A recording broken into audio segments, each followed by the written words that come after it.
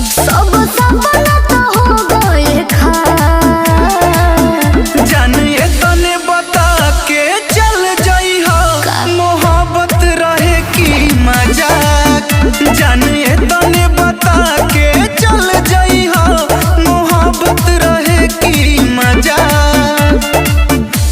मोहब्बत रहे की मजाक, मोहब्बत रहे की मजाक।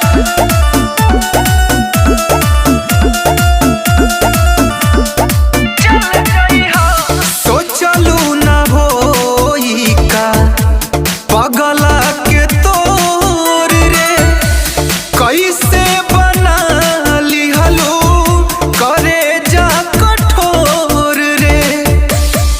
मजबूरी समझा।